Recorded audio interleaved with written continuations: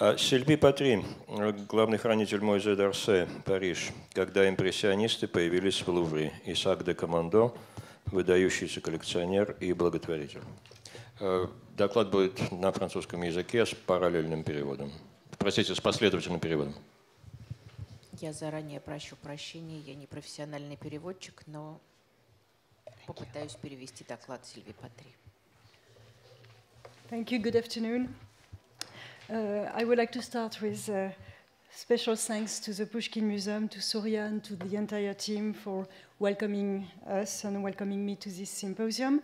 I will be shifting to English to French, because apparently I'm the only one. I've not understood that it was English or Russian, so I will be speaking in French, but we have a very sophisticated organization, since I'm going to be translated from French to Russian and from Russian to English. So I hope that it's going to be okay in terms of organization. So my paper today will echo what Madame Antonova mentioned this morning, but I will discuss a time before the Orsay in 1986. I will discuss a very special moment in the history of French museum and in the history of Impressionist painting and collecting, a short time period when the Impressionists were displayed at the Musée du Louvre, and it was thanks to Isaac de Camondo, a great collector based in Paris, an outstanding collector and outstanding benefactor. So let's continue in French. Voilà. Quand Surya m'a parlé pour la première fois de ce colloque qui a pour but de remettre en contexte Tchoukine avec les grands collectionneurs de leur temps, j'ai immédiatement songé à Isaac de Camondo pour plusieurs raisons. Il me semble injustement méconnu en dehors de France. C'est un peu mon héros aussi, mais ça n'est pas suffisant. Mais c'est un collectionneur qui est contemporain de Sergueï Tchoukine. Il est né en 1851. Sergueï Tchoukine est né en 1854. Tchoukine, comme Camondo, ont collectionné la peinture française dite moderne assez tard dans leur vie, au même moment, dans les années 1890, jusqu'au début du XXe siècle. Donc ils sont intervenus sur le marché dans les mêmes années. Leur goût... Ah, je peux... Oh, pardon. Ah, I have to stop and then you translate? Ouais. Ah, sorry, I thought Ouais. it was immediate. Sorry.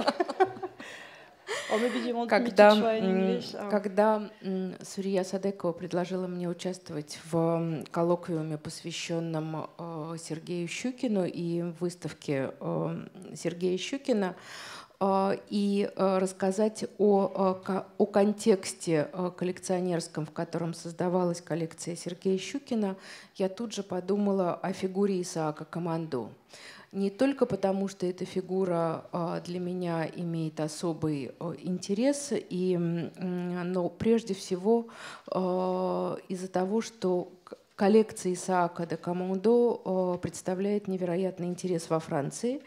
И он абсолютный тезка, если можно так сказать, по генерациям вместе с Сергеем Щукиным, потому что Исаак де Командо родился в 1951 году, Сергей Щукин в 1954 году. Они оба собирали французское искусство, созданное в самом конце XIX, в начале XX века. И их вкусы полностью совпадали, и тем интереснее рассказать об этой фигуре, которая, к сожалению, мало известна за пределами Франции. Do you want me to try to continue in English? Maybe I try to do this way. So we have several points in common between the two collectors. They have the same interest in French modern painting. So I show you a selection of works that used to be in the Camondo collection and works.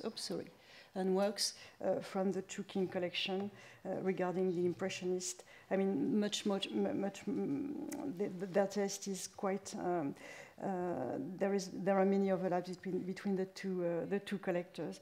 If we look at the 20th century, of course, it's a bit different because Camondo, like Tchoukine, was interested in Matisse, but then He collected Vollard, Cross, Vuillard, Le Basque, so artists a bit different from Choukin and less radical in a way. For both collectors, we can emphasize the importance of history. It was addressed this morning regarding Choukin, and for Camondo, this is important to emphasize the fact that he was born to a Jewish family, was born in Istanbul in 1851, and the family, the Camondo family, created a bank in Istanbul at the beginning of the 19th century. Then the family moved to Paris in 1870s, and this is, of course, the destiny of a Jewish family who was chased from Spain in the 15th century. And the family ends, the history of the family ends in 1943 and 1944 in concentration camps in Germany, in Poland, sorry. For the two collectors, there is also another specificity that I would like to underscore, is the fact that Isaac de Camondo, and this is going to be the core of my talk today, built a private collection. He was a private collector. You will see how he arranged his collection in Paris, but there is a tension between public and private collections because he decided to bequeath his collection in 1908. And this is very specific point that I will address today. In 1908, Le Comte Isaac de Camondo wrote his testimony, and this is really a landmark in the history of French museums and in the history of the Impressionist movement. He wrote, "I bequeath my entire collection to the Musée du Louvre." At that time, the Musée du Louvre, and it's the case today, but it was already the case in the 19th century, the Musée du Louvre was dedicated to old masters, and there was a museum for living artists, le Musée du Luxembourg, based in Paris, which no longer exists. So Camondo died in 1911, and the Camondo galleries were opened at the Louvre in 1914. And thanks to Camondo, this is the only photo we have of the installation of the collection at the Louvre at the beginning of the 20th century. Thanks to Camondo, this is 60 Impressionist paintings were displayed at the Musée du Louvre between 1914 and 1961. 3 paintings by Boudin, 5 Cézanne, Corot, 11 Degas, paintings by Delacroix, paintings by Jonkin, 7 Manet, 14 Monet, Pissarro, 3 Renoir, 8 paintings by Sisley, 1 painting by Toulouse-Lautrec, and 1 painting by Van Gogh. All this collection, all these paintings are now in the Orsay, at the Orsay Museum, which opened in 1986. So this was really a sign of recognition for the artist. They had access to the Louvre during their lifetime, which was a rupture in the history of French museums, because in the French system at the time, you had to be dead to enter the Louvre, and it was 10 years, at least 10 years after you died. So your works may join the Louvre, but there was this time frame, this time period, during which your works was exhibited at the Musée du Luxembourg, or even worse, in a provincial museum. So you had a kind of, you could enter the Louvre step by step, but it was a long and very difficult and very competitive process. So Isaac de Camondo, thanks to his bequest, brought the Impressionists to this temple, to this place where the Impressionists were trained, where they met sometimes each other. And it happened, this donation happened at a very specific moment in France and in Europe, I think, regarding the relationship between artists and museums. And this is a moment where, at least in theory, in France, the museum tends to wanted to change its definition from the Museum of Living Artists up to the Museum of Modern Art. It's going to be a long process in France, but polemics and debates were very fierce at the turn of the 20th century. So the goal, the aim of this paper is really to look back at this fascinating collection and to understand how Isaac de Camondo, how he was very successful. I'm sorry because it's written in French, so I'm trying to translate as I read. So it's a bit tedious. I'm sorry. How Camondo, Isaac de Camondo, succeeded in bringing these Impressionist painters who were still a bit, a subject of debate between critics and in the curatorial milieu in France. So I will start with some key dates in the shaping, in the construction of the Camondo collection. I will base my paper on an article I wrote and on the exhibition that was dedicated in 2010 to the famille Camondo by the Musée d'Histoire d'Art et d'Histoire du Judaïsme in Paris. This collection first, it should be noted that this collection, this interest in Impressionism came quite late in Camondo's collecting history. Camondo is a banker. He inherited a lot of money from his family, and he perpetuated this tradition of philanthropy and banking and finance during his lifetime. His father, his uncle were also collectors. Isaac de Camondo started to collect from 1875, and he started with Japanese objects. Very soon in his career as a collector, he decided to collect at a very high quality level. And he made what we can call a coup when he bought in a very famous sale in Paris, the sale Double. Double was a collector of 18th century furniture. And he bought this object, which was absolutely mythical at the time, La Pendule des Trois Grâces, in 1881. By doing so, he was really setting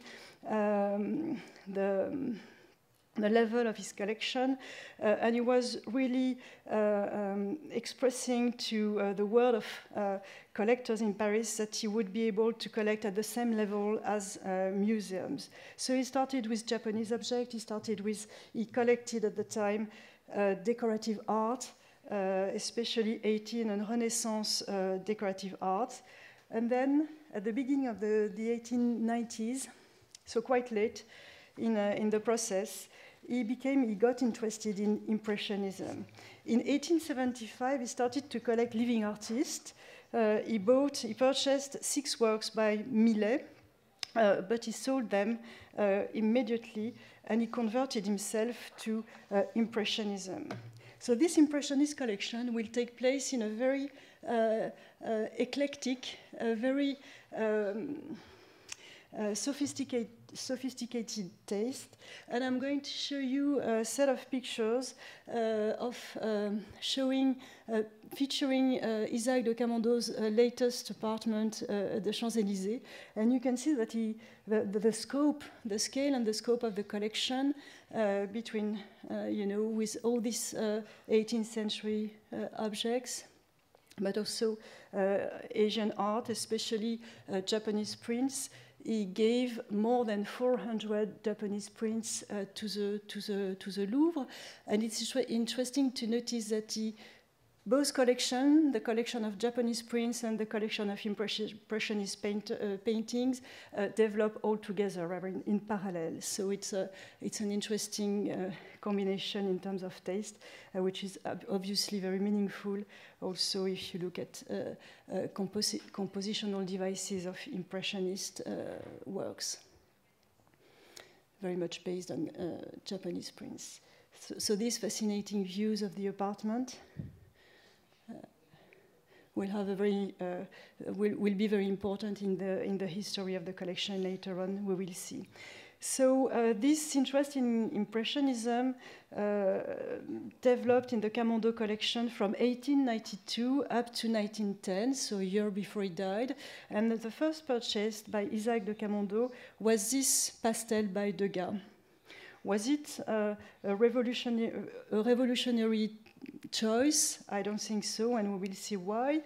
But we will see how then the way he developed the collection and the way he built the collection in relationship with French museums, it is more radical in a sense. So why this interest, why this activity in the Impressionist and the Impressionist market from around 1892? There are three personal reasons that can explain Isaac de Camondo interest in Impressionism at the time. First, he has money at the time. His father died in 1889, and succession, the heritage was, he had the money from his father starting from 1893, and when you want to collect Impressionism in Paris at the time, you need to have some means. We will see that prices were quite high at the time. Second, he had space. He moved to an apartment, Rue Gluck. It's just behind the Opera House, the Opéra Garnier in Paris.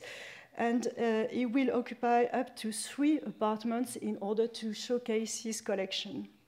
And third point, he had time. He decided not to be a banker anymore, but just to enjoy the money he had through the family bank. So money, space, and time, and this is one of the explanations why Isaac de Camondo was able to build such a great collection in less than 20 years. It's quite late also in the history of Impressionism. Camondo doesn't belong he's not a pioneer, and this is quite important to emphasize because usually, the history of Impressionism, of Impressionist collecting is always a story of who was first, who was second, who was a pioneer, who was not. Clearly, Camondo was not a pioneer.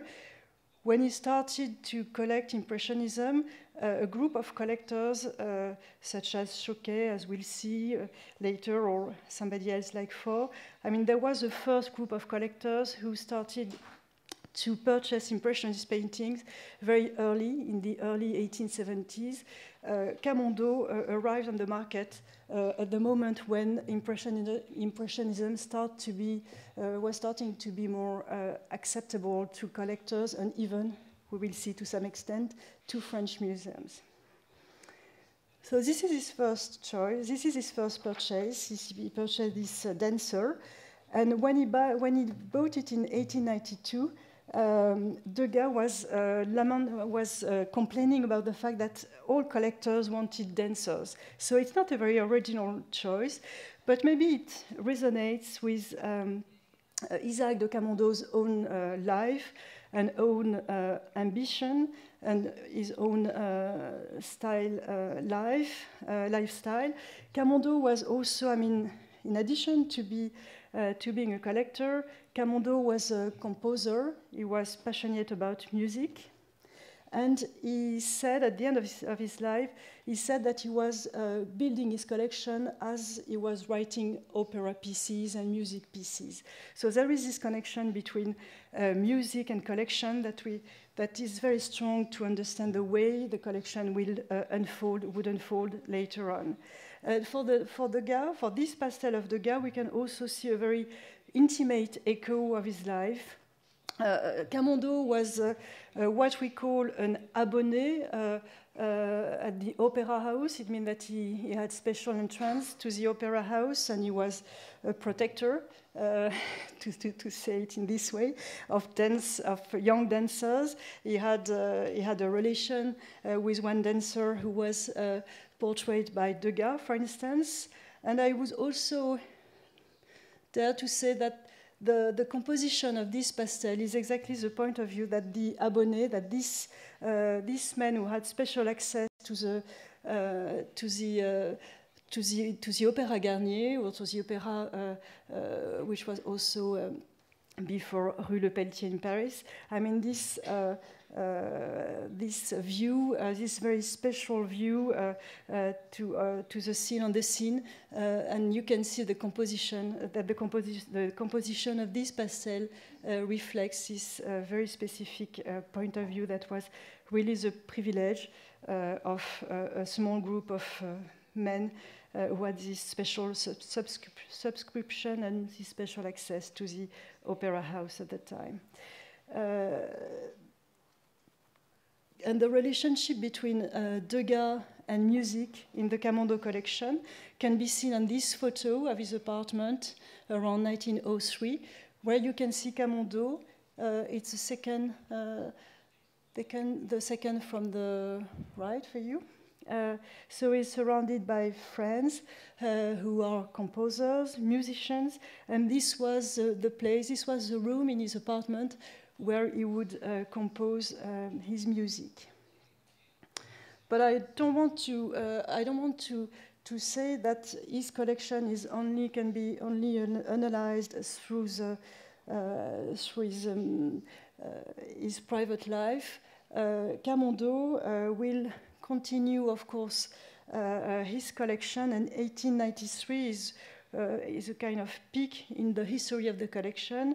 It is the year where he purchased the largest among of Impressionist works. He bought this year 28 works. So he would be buying 13 works by Degas, and I'm just going to show you these works just to give you a sense of the quality of the collection, which is now our collection at the Orsay. So you can see that there are many, many dancers, of course, but other subject matters from Degas by Degas.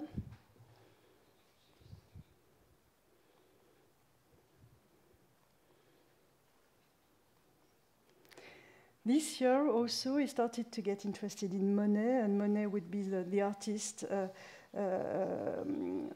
with the largest number of paintings in Camondo's bequest, with 14 paintings. He started with two sketchy landscapes, and then you will see he will direct himself. Camondo will direct towards more ambitious works. And I'm just going to skip this one for the moment, just to go to Lola de Valence by Manet, which is both the same year, 1893. And then he purchased the Fifre in 1894. And these two works have two points in common. First, I mean, they were very well known in the 19th century by the time he purchased them from Durand-Ruel. When the collection was given to the Musée du Louvre, these two paintings were given the highest value by the curators in terms of pricing, and they both used to be part of a very famous collection, the Faure collection, and Faure was an opera singer, so you can find also this connection between painting and music, which is so important to understand the Camondo collection. So we'll continue, the collection will continue up to 1910, and I go back to these images. The latest purchases by, so he will, I mean, between 1893 and 1910, Camondo buys works by landscape, by Pissarro, by Sisley, etc., by Monet. The last purchases took place in 1910 with 4 paintings by Cézanne and 3 paintings by Renoir, so a very Barnes, like the other collectors, Albert Barnes combination between Renoir and Cézanne. So just to show you again the quality of the works. And what is interesting with these 3 paintings by Renoir is that it was a new direction in the collection.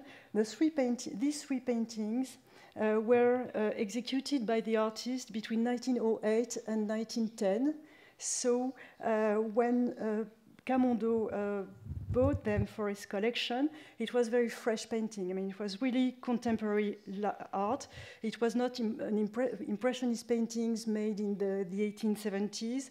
So this was a shift in the collection. And Paul Durand-Ruel, who was very close to Camondo, as we will see, said that Camondo, after some resistance against Renoir's painting, was adjusting to Renoir, and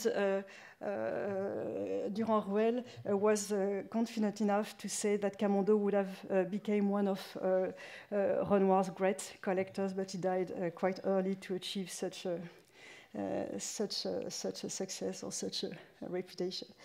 How did he build his collection?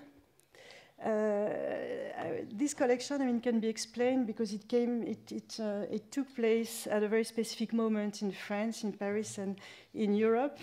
It was a moment of where the market was for Impressionist painting was especially strong in the 1890s, early 1900. I think that it can explain also the wealth and the depth of the Szczukin collection.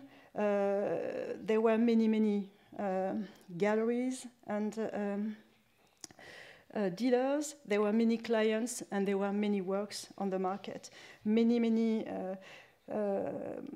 galleries. We mentioned earlier Durand-Ruel, but Vollard started to deal in 1893. The Bernheim brothers in Paris as well. Many new comers on the market were able to offer Impressionist paintings to a more and more diverse and a growing crop of collectors. The collectors came from the entire world, and there was a strong competition between collectors. For instance, this work by Degas, which is a very original, very unique work in his body of works, was singled out by Marie Cassatt. She wanted the Havmeyer to buy this painting for their collection. The Havmeyer thought that the painting was reserved for them at the Durand-Ruel Gallery, but Camondo came first, and he purchased it immediately in 1899. So the competition for some specific pieces was very fierce and very strong between collectors at the time. And then there were also many works. First, because Impressionist painters were still alive, some of them. So, I mean, they were still working a lot and producing a lot of pictures. And also, between 1890 and 1900, this is a moment in the history of Impressionist collecting where the generation of pioneers would sell their collection because they died or because they were in need of money. This is quite interesting to notice that 20% of the works in the Camondo collection were purchased at auctions in Paris because of these large and very spectacular sales from very early Impressionist collections. For instance, in 1899, there was the vente of Victor Choquet took place in Paris. Victor Choquet was a very early collector of Cézanne and Renoir, and at this sale, Camondo purchased one of the most famous painting by Cézanne, La Maison du Pendu, which fetched the highest price for Cézanne. It was more than 6,000 francs of the time. Just to give you an idea, a worker would make something like between 3 and 4 francs a day. So it's 6,000 francs for this work, more than 6,000 francs. And in 1894, there was another sale, and the highest price for Cézanne was 200. So you can see the shift in terms of pricing and in terms of market for Cézanne and for the Impressionists in general. These works was when he purchased this work by Cézanne, this was the first Cézanne to enter the Camondo collection, and Camondo was advised by Monet. It's really Monet who drew Camondo's attention to Cézanne and who asked him to buy this painting. Another source for the collection, so public auctions, but also dealers, we mentioned this. Durand-Ruel was the most efficient and the most important dealer in the Camondo collection because he sold him more than 20 works. But if you look at Camondo, at the Camondo archives, you would find the entire Parisian art market. Vollard, Portier, Camontron, Les Bernheim, maybe a special attention to a dealer named Michel Manzi, who was also a collector, who was very close to Degas and very close to Toulouse-Lautrec. And what is interesting with Camondo is that you can see also the evolution of the role of the art dealer. The art dealer is not only the one who sells paintings, but he is also the one who advises collectors. And this connection between Camondo and the art market and the Parisian dealers was very strong and very productive in terms of shaping the collection. For instance, Menzi brought, it's Menzi, so the dealer, who brought Camondo to Monet's studio in September 1894. And Camondo saw in the studio the series of the cathedrals. They were publicly shown for the first time in 1895. So he had a kind of preview, which was very difficult to gain with Monet. You know that Monet was very defensive in a way. I mean, he wanted to control the market and to control the access to his works.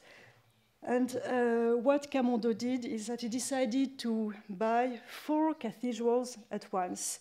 And as you know, I mean, the cathedrals are conceived as a series, and they are the first. This is the first series to be shown on its own as such by Monet in 1895. Before, he showed haystacks, but the haystacks were mixed with poplars. So the cathedrals are really the moment when Monet invents this idea of series. And again, Camondo made a kind of analogy of comparison between the series, the idea of the series, and music and his own music. And this was also an explanation he gave for his interest and his understanding of how innovative series as a process was in Monet's work. And Camondo purchased 2 bassins aux nymphéas, so part of the series, not the entire series, unfortunately, but thanks to Camondo, I mean, we are able at the Orsay to display,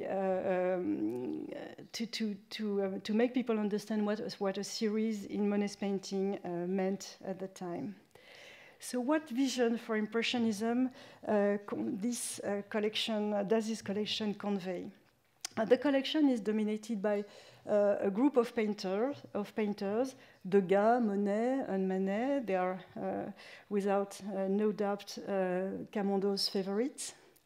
I would say that the collection doesn't retrace the history of Impressionism. It was not Camondo's goal.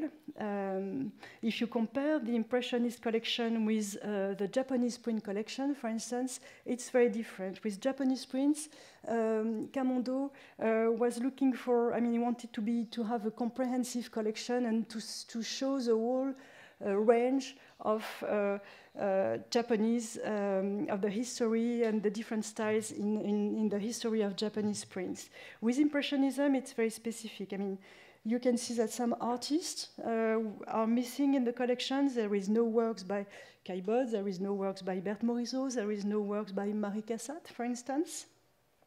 If you look closely at the artists who are in the collection, even when they are very strong, there are some missing aspects of their career.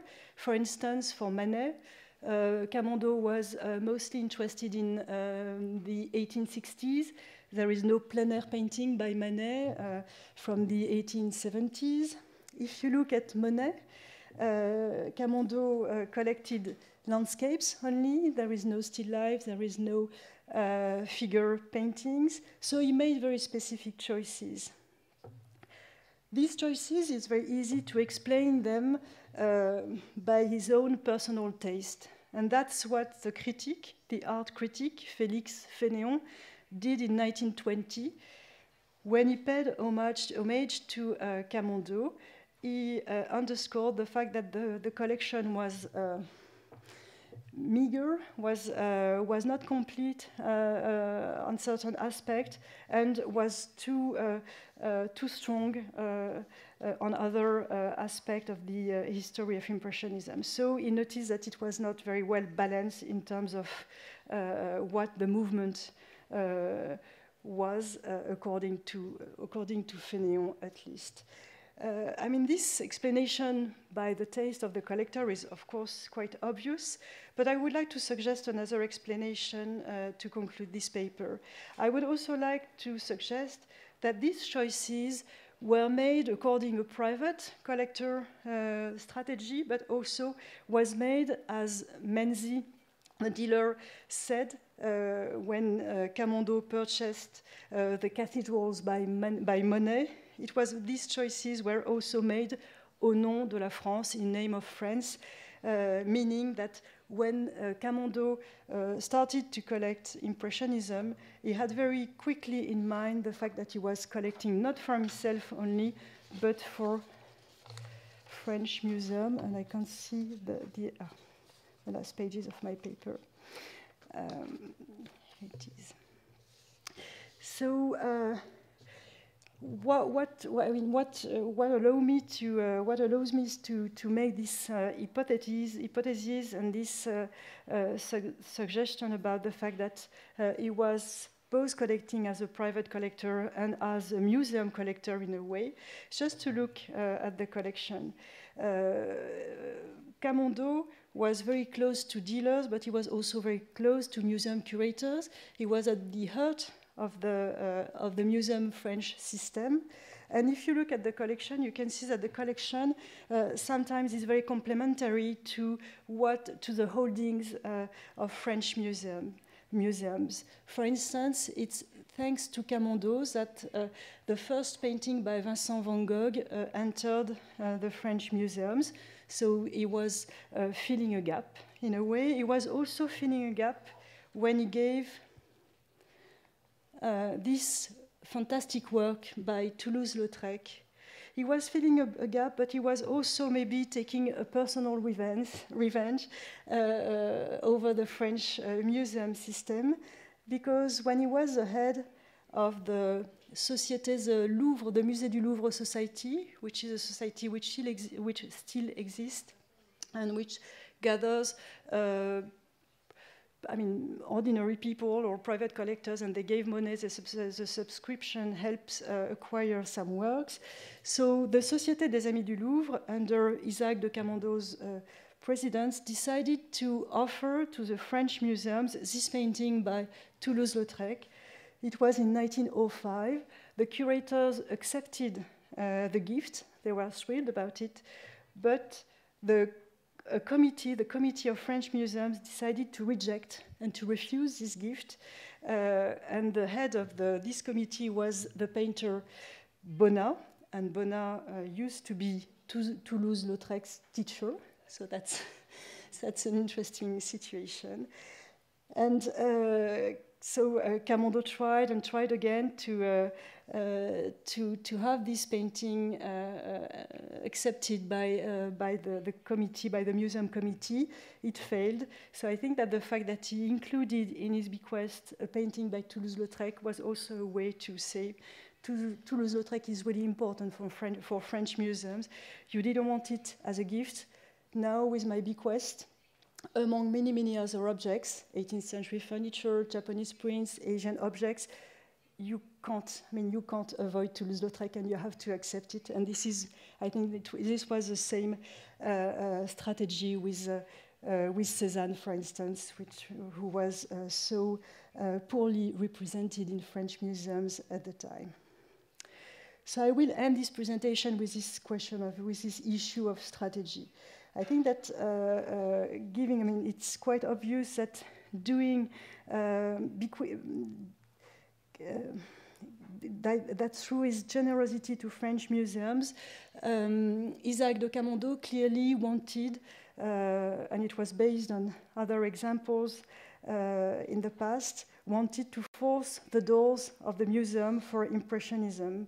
But maybe he wanted also to force the doors of French museum for a Jewish banker. And I will just conclude with this note. When he started to collect Impressionism, Impressionism was very slowly collected by French museums. This is a landscape by Sisley, which is not very well known today, and maybe few people know that this was a French Impressionist painting purchased by the French state in 1888, and it was immediately sent to the Musée d'Agen, a provincial museum. In 1890, thanks to Claude Monet, Olympia by Manet was given to the French state and was exhibited at the Musée du Luxembourg, the Musée of Living Artists. And in 1992, the Musée du Luxembourg itself, the Museum for Living Art, purchased this painting by Renoir. So the date, it's a moment when Camondo, this is purchased in April 1892, and Camondo purchased his first pastel by Degas in May 1892. And very quickly in the history of Camondo's collecting, we know that in 1895, he was already building his collection for the Louvre. So it's very early. And what happened in 1895? This is a moment when the Caillebotte bequest is accepted by French museum. And I would argue that Camondo decided to shape his bequest in order to succeed where Caillebotte, in a way, failed as a donor to French museums. First, Camondo spotted the Louvre specifically, and he said he wrote in his in the donation acts that should the French museums decide that they would they would send the collection to another museum, he would take the collection back to his family. The bequest would be cancelled, which is very strong. Caillebotte wanted the paintings. Caillebotte, when he bequested his collection to the French museums, he wanted the Louvre as a destination for his collection. But then, as you may know, there were some discussions between the Caillebotte family, between some of the Impressionist artists and the French administration, the French museums, and the collection ended at the Musée du Luxembourg, not at the Louvre. So Camondo was very much aware of this, and so he spotted the Louvre, and he decided to be very firm and very clear in his donation, the Louvre or nothing. What he did as well is that he took lessons of what happened to the Caillebotte collection. So the Caillebotte collection was displayed in February 1897 at the Musée du Luxembourg. And according to we don't have any photos or any images. I mean, not yet. I mean, it's not known. But according to some letters by Pissarro or some newspaper articles, we know that the artists and even the public were extremely disappointed by the presentation of the collection. It was a special building in the Luxembourg Garden, and it was not well lit. It was not very elegantly displayed, so everybody was quite disappointed. So what Camondo did, and it was, to the best of my knowledge, the first time in the history of French museums, he decided to bequest his collection and to give, with the collection, 100,000 francs to fund the installation of the collection. So he wanted the collection to look great, to look beautiful, to look attractive, to look accessible for the public. And what he asked as well was that his name, that the collection, he wanted the collection to remain gathered, presented as a collection with his name at the entrance, as you can see, Donation Isaac de Camondo, for 50 years.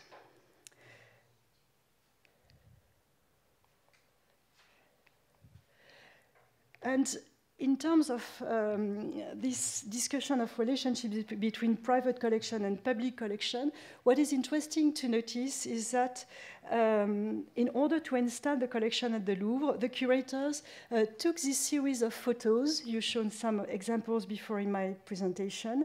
So this is Isaac de Camondo's apartment at the Champs-Élysées at the end of his life.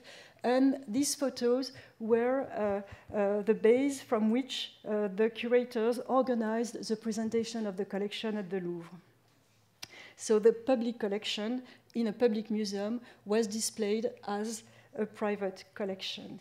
It lasted until 1961. Then the collection was moved to the Jeu de Paume, and it was still the Salle Camondo with some of the masterpieces of the collection, but without the 18th century furniture, without the Japanese objects and the Japanese prints. It was just Impressionism. And then in 1986, the collection, the Impressionist collection, moved to the Musée d'Orsay. So we can see, and now it's split. I mean, the collection is not gathered anymore. The paintings given by Camondo are mixed with other works in the Impressionist galleries at the Musée d'Orsay. And I would end it on with these two ruptures. So ruptures in terms of history of taste, bringing Impressionism to the place where it shouldn't be displayed, the Louvre, and also bringing Jewish, Turkish banker, finance man into the heart of the French museum system. We just have to be aware that all this history of collecting, this generosity from Camondo to the French state took place at a time where anti-Semitism was very strong in France, and Camondo was fiercely attacked as a Jewish banker. And the collection was often presented, including by curators from the Musée du Louvre, as a strategy for Camondo to force the doors of the French bourgeoisie and the French state system for a foreigner, for a Jewish collector. And I would end with the fact that Impressionist painting, which was debated, but which was also featured more and more around 1900 as a pure French expression, an expression of French art, helped Camondo to establish himself as a collector and as a donor. And I will conclude. My last sentence will be a quote from Camondo's grand-nephew, Philippe Erlanger. In 1940, when the family was facing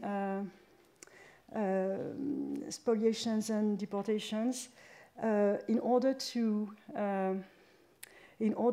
prevent this the deportation to happen to the family, Philippe Erlanger reminding the French state that more than 3 Camondo died in the First World War for France, and he concluded, and my great uncle, Isaac de Camondo, had opened the door of the Louvre to the Impressionists. Thank you very much. Thank you, Sylvie.